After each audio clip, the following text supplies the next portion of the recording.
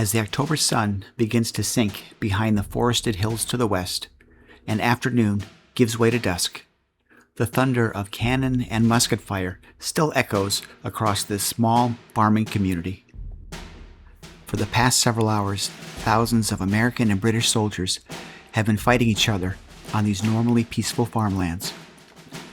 On the American left flank stand the men of Colonel Philip Van Cortlandt's 2nd New York Regiment, part of Brigadier General Enoch Poor's brigade. Across the field are thousands of hardened veterans, led by British Major General John Burgoyne.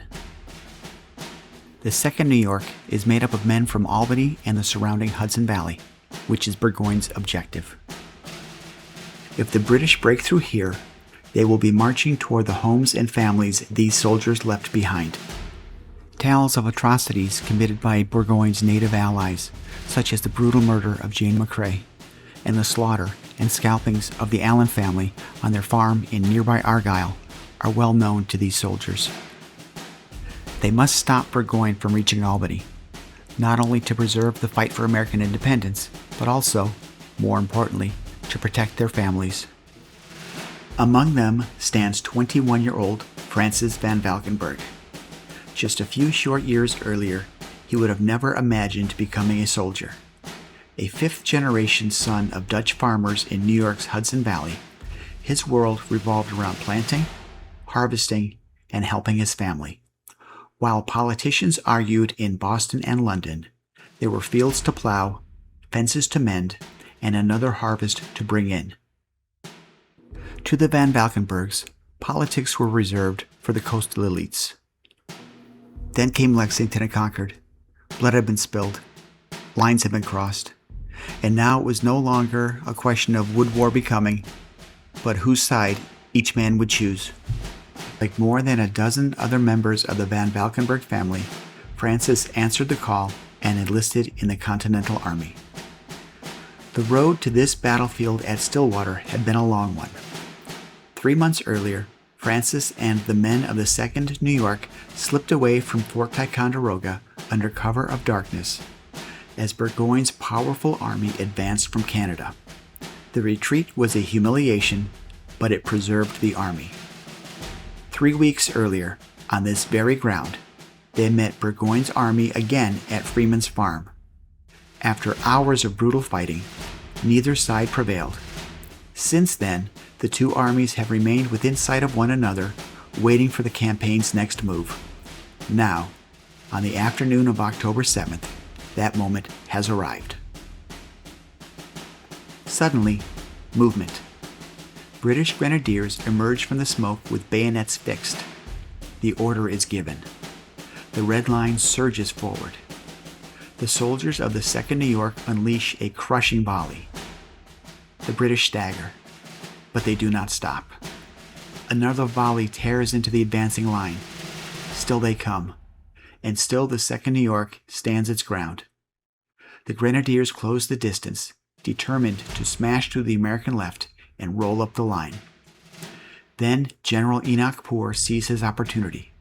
He orders his brigade forward. The British attack falters. Their formation begins to break. For the first time that afternoon, General Burgoyne's right flank is exposed. The British fall back toward a pair of hastily built earthen fortifications protecting their camp. Major General Benedict Arnold immediately recognizes the opportunity. Riding to the front, he orders the attack. The Americans surge forward. Among them are Francis van Valkenburgh and the men of the 2nd New York.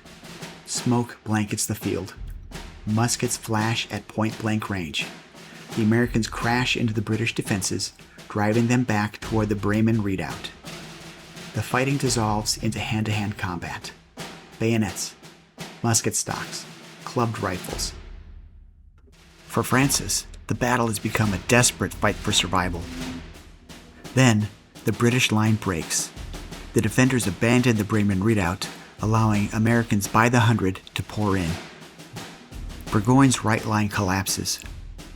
What began as a British reconnaissance mission has ended in disaster. As darkness puts an end to the fighting, the British abandon Stillwater and retreat north to a town called Saratoga. Francis and the Continental Army follow close behind, tightening the noose with each passing day. Finally, on October 17th, 1777, the march comes to an end. From his place in the American ranks, Francis watches as General John Burgoyne steps forward and surrenders his army. Earlier that summer, Burgoyne had marched south from Montreal, intending to split the colonies in two, thereby crushing the rebellion. As the young Dutch farmer looks on, one of Britain's proudest armies capitulates. It is the first time in British history that a major field army has surrendered to a foreign power. At 21 years old, Francis van Valkenburgh is witnessing history. It will not be for the last time. This decisive battle had been fought at Stillwater, but because Burgoyne surrendered at Saratoga, history would remember the victory by that name. News of Burgoyne's defeat spreads from town to town, colony to colony, and across the Atlantic. Church bells ring. Bonfires illuminate village greens. Cannons roar in celebration. For the first time since the Revolution began, Americans start to truly believe that independence may be possible. The victory at Stillwater does more than prevent Burgoyne from reaching Albany. It shatters the British plans to divide the colonies, and it shows to the world that the Continental Army is capable of going toe-to-toe with the most powerful empire in the world. Among those celebrating back home in Nobletown are Francis's neighbors Zacchaeus Cobell and his teenage daughter Sylvia. Across the Atlantic, another nation is watching. France had quietly supplied money, weapons, and ammunition to the American cause. Saratoga gives them something far more valuable than hope. It gives them confidence. If the Americans can defeat a British army, perhaps they can win the war. Within months, France formally enters the conflict. The rebellion has become an international war. For the United States, Saratoga is a turning point. For Francis van Valkenburgh, the war is only beginning. General Enoch Poor's brigade leaves New York behind and marches south toward Pennsylvania.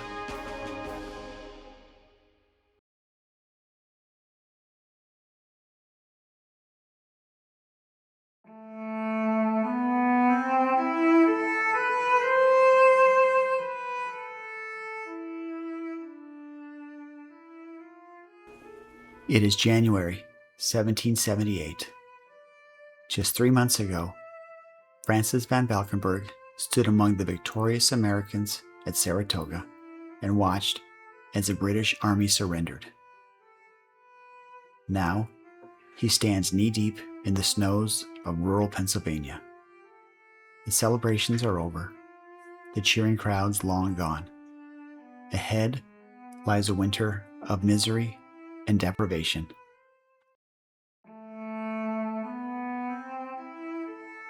Today, Valley Forge occupies a special place in the American psyche. Children learn its name in school.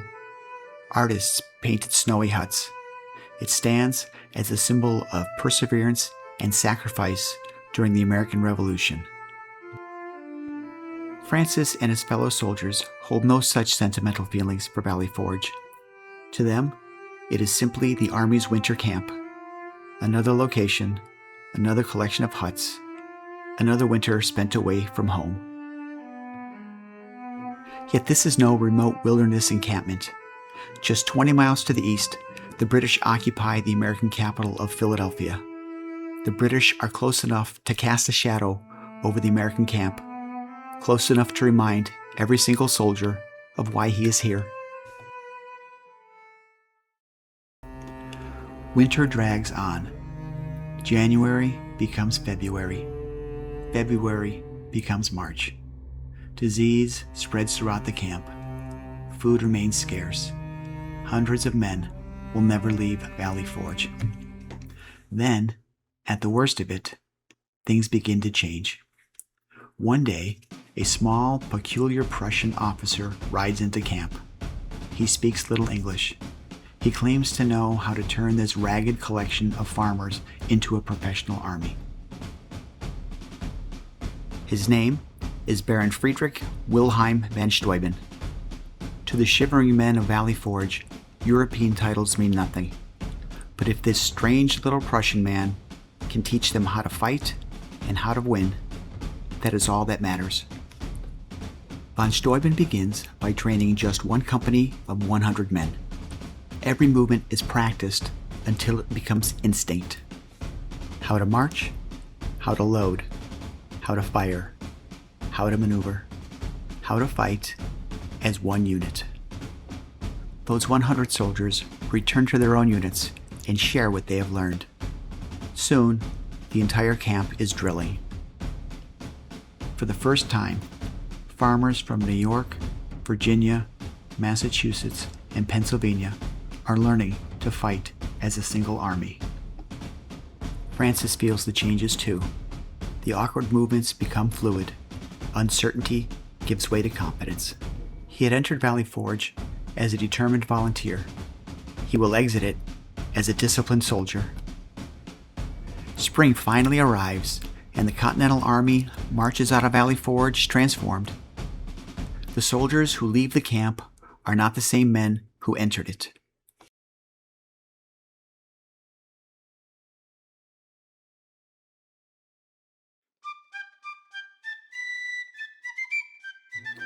Just 8 months after helping force General John Burgoyne to surrender at Saratoga, Francis begins to see the consequences of that victory.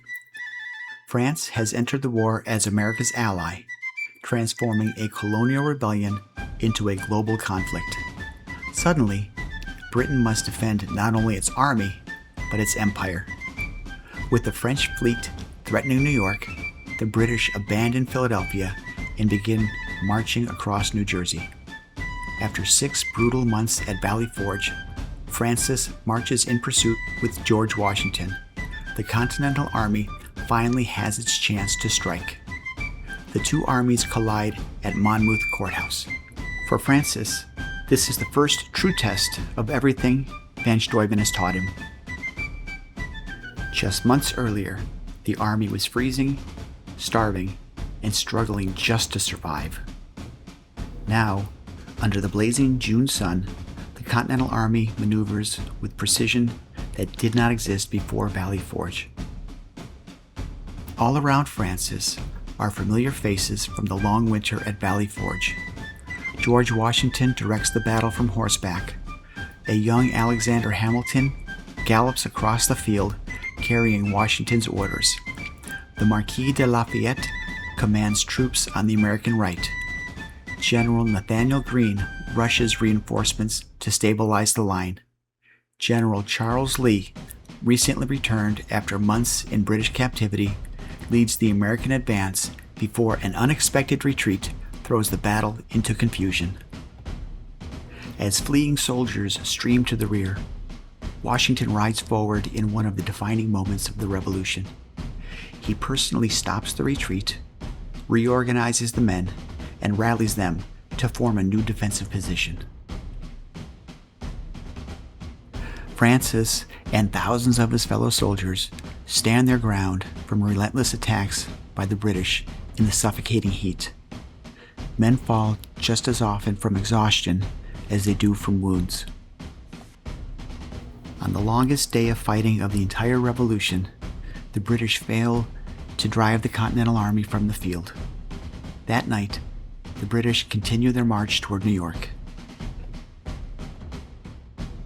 While Monmouth is not a tactical victory for either side, it demonstrates the transformation of the Continental Army under the leadership of von Steuben and Washington, and cements Washington's role as leader of the Continental Army. It also shows that the Americans are no longer fighting just to resist, but intend to win the war outright.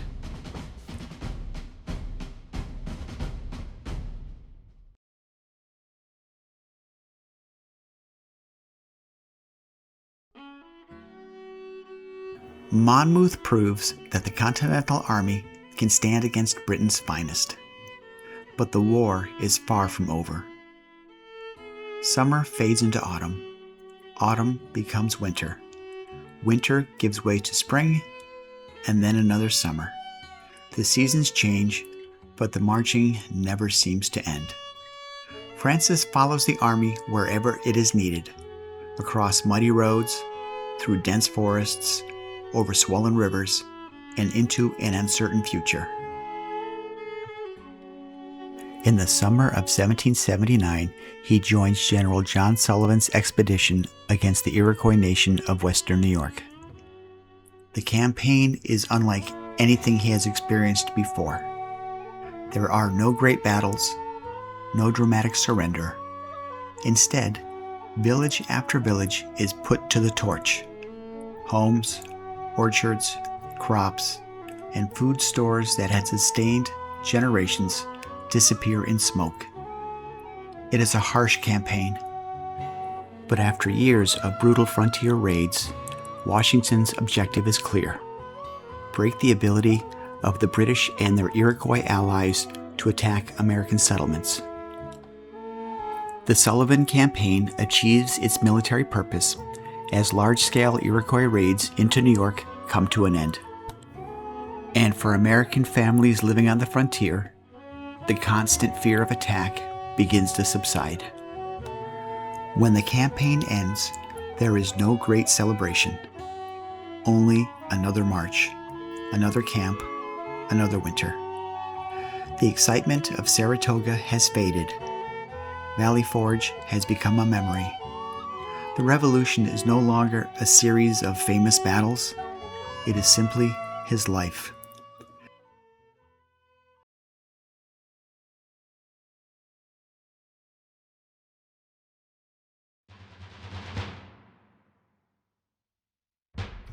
After months of hardship, marching, and destruction, the 2nd New York leaves the frontier and returns east to the Hudson Highlands, a mountainous area roughly 50 miles north of New York City. Their orders are to protect America's most important fortress, West Point, which protects not only the entire Hudson River Valley, but also access to New England. Should West Point fall into British hands, the goals of the Burgoyne expedition, splitting the colonies in two, would be achieved. Francis's commanding officer is once again General Benedict Arnold. After being severely wounded during the assault on the Bremen Redoubt at Stillwater, he was sent to Philadelphia to recover and has recently been given command of West Point with the instructions to restore and repair the defenses and to protect it from British attack. On the morning of September 25th, 1780, George Washington is scheduled to arrive at West Point to inspect the fortifications. Little do the men of the 2nd New York know that while they stood guard over West Point, their commanding officer, Benedict Arnold, the man who captured Fort Ticonderoga in 1775, the man who won the Battle of Lake Champlain, the man who led the breaking of the siege at Fort Stanwix, and the man that they followed over the wall into the Bremen Redoubt at Stillwater, had betrayed his nation, had betrayed them. 2 days earlier, on September 23rd, British Major John Andre had been captured by a militia patrol. On him, they found the plans to West Point, as well as information on troop numbers and movements. Arnold had personally given Andre everything the British would need to take West Point. He did it in exchange for money and a promise of a commission in the British Army. When Washington arrives at West Point to inspect the fortifications, he doesn't yet know of Major Andre's capture. Washington and General Henry Knox immediately go across the Hudson to see Arnold at his headquarters. The pair arrive at the headquarters roughly an hour after Arnold flees. It is only then that they realize Arnold's role in the betrayal. Because Major Andre was captured behind American lines, wearing civilian clothing, carrying civilian documentation, and in possession of American secrets, he is to be tried as a spy. He is tried on September 29th by a board of 14 Continental General officers. Presided over by Nathanael Greene, the board includes such notable men as the Marquis de Lafayette, Baron von Steuben, Arthur St. Clair, and Henry Knox. He is found guilty on September 30th. Washington orders that he be executed the following day, October 1st, at 5 p.m. He postpones the execution while he negotiates with British officer Sir Henry Clinton. Washington hopes to exchange Andre for Arnold. Major Andre is very popular with American officers who beg Washington to stay the execution. Washington refuses. At noon on October 2nd, Francis is among the more than 500 American soldiers who witness Major Andre calmly walk to the gallows and utter his last words, "Bear witness that I meet my fate like a brave man."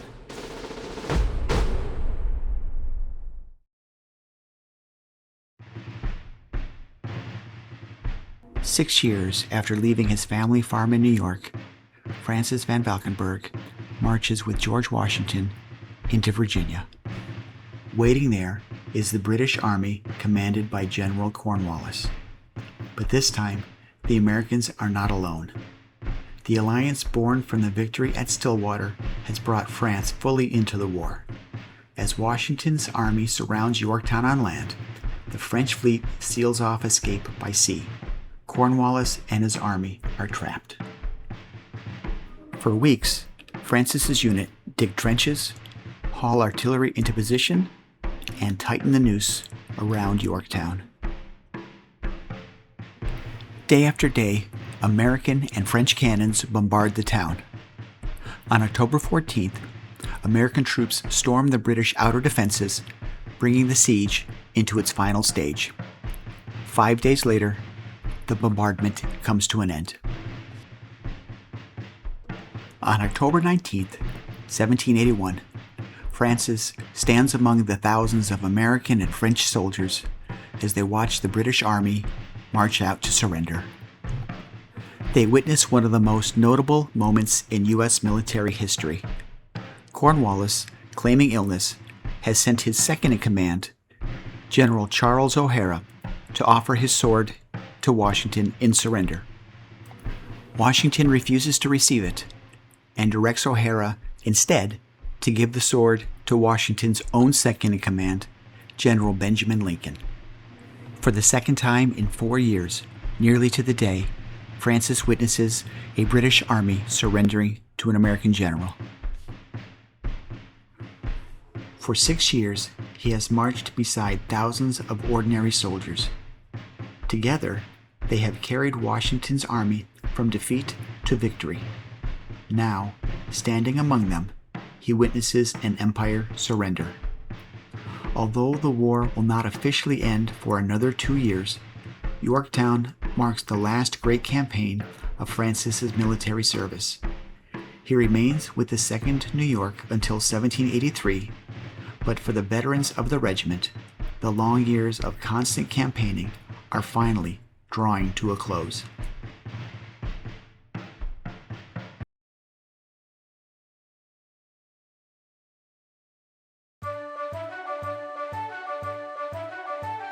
Soon, Francis lays down his musket and returns home. The eager young farmer who left Nobletown in 1776 is gone. In his place is a veteran who has known nothing but war for most of his adult life. He has marched from Lake Champlain to Yorktown, from Lake Ontario to the Atlantic. He has charged into battle beside many of the most famous figures of the American Revolution, including George Washington and Benedict Arnold. He has stood witness as 2 great armies of the British Empire surrendered. He has experienced the humiliation of defeat at Fort Ticonderoga, the relentless suffering at Valley Forge, and the triumph of victory at Stillwater and Yorktown. Now, he prepares to leave all that behind him and re-enter private life, only not as the subject of a British king, but as a citizen of the country he helped to create. Back home, he begins the next chapter of his life with Sylvia Cobell. Like Francis, Sylvia's family has deep roots in America. She is descended from some of the earliest English settlers, families who helped establish Jamestown in 1607 and arrived on the Mayflower in 1620. His family is among the oldest of the New York Dutch, hers the oldest of the English. Now, in the first years of the new republic, those family histories join and become an American story. The two are married, not in a church, but in Sylvia's father's home by an itinerant Baptist preacher named Elder Smith. Soon afterward, they begin a life together in Sharon, New York, where the Hudson Valley and its old Dutch settlements meet the Mohawk Valley and its expanding frontier. There, far from the smoke of Saratoga, Valley Forge, Monmouth, and Yorktown, Francis and Sylvia van Valkenburgh settle into a quiet life that 7 years of war has delayed. The family Bible keeps record as their family grows. Their first child is a son, whom they name Zacchaeus in honor of Sylvia's father. Then come Michael, Francis, Elizabeth, Hannah, and others. In total, they have 10 children. He is eventually offered 600 acres of land in the Mohawk Valley, a bounty granted to Revolutionary War veterans. Not wanting to relocate his family to the frontier, Francis declines the offer. He is done with adventure and is content with his small family farm in the Hudson Valley. The years that follow are filled not with battles, but with harvests, children, neighbors, church, and family. For nearly 3 decades, Francis lives the ordinary life that so many of his generation had risked everything to preserve.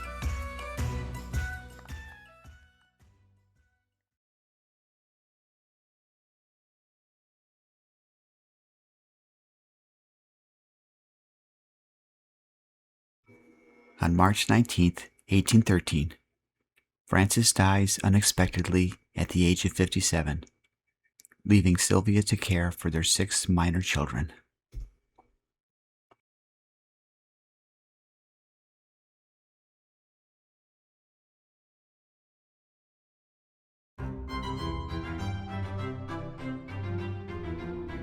"30 years have passed.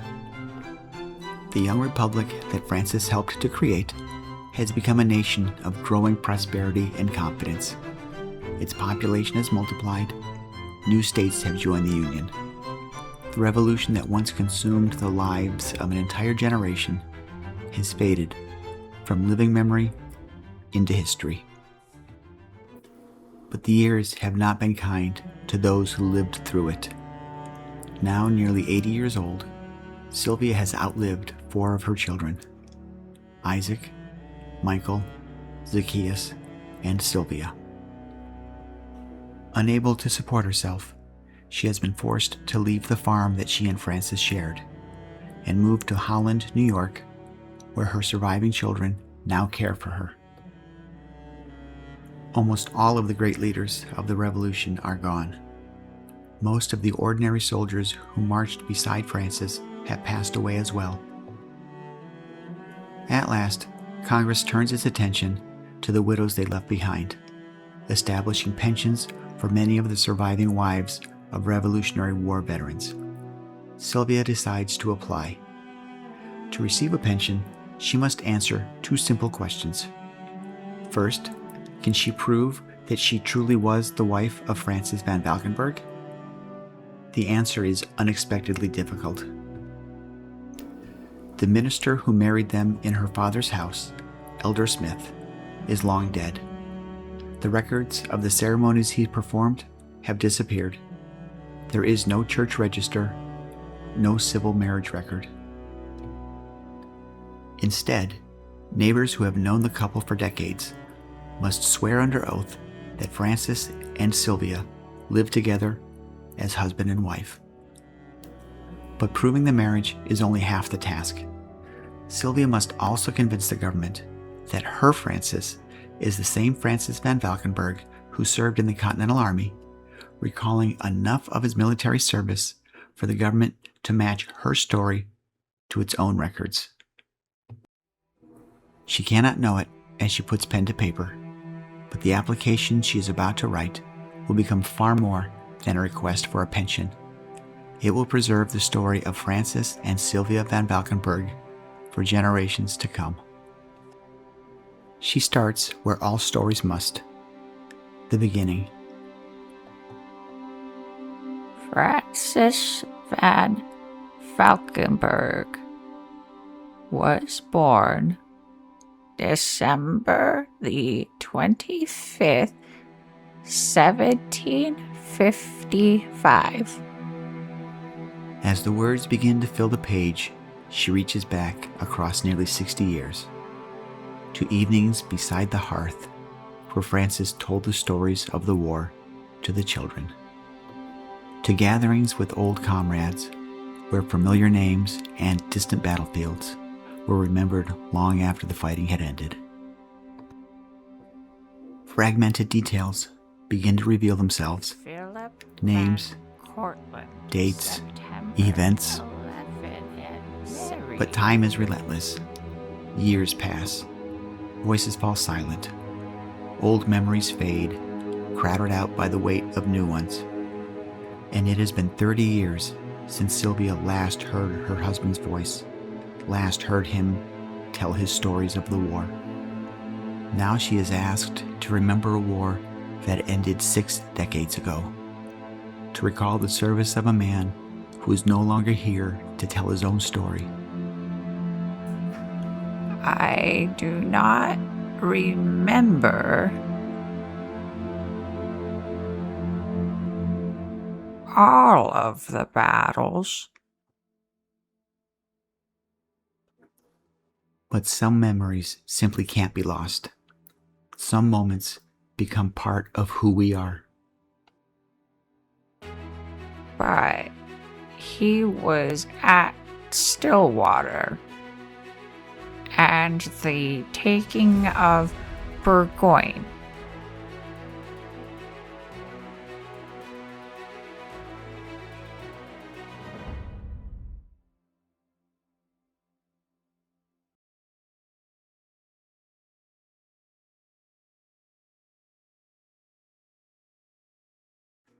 Here, in Stillwater, New York, stands one of the most unusual monuments in America.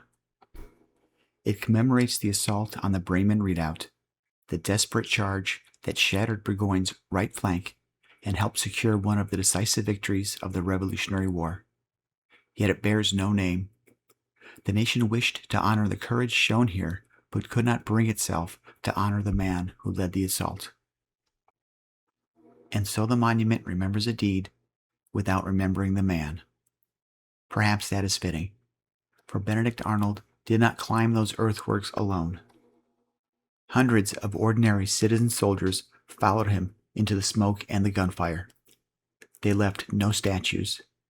Few left diaries.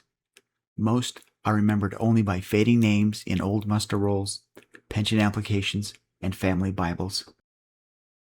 History remembers its great generals, but every great general stands upon the shoulders of ordinary men, men like Francis van Valkenburgh.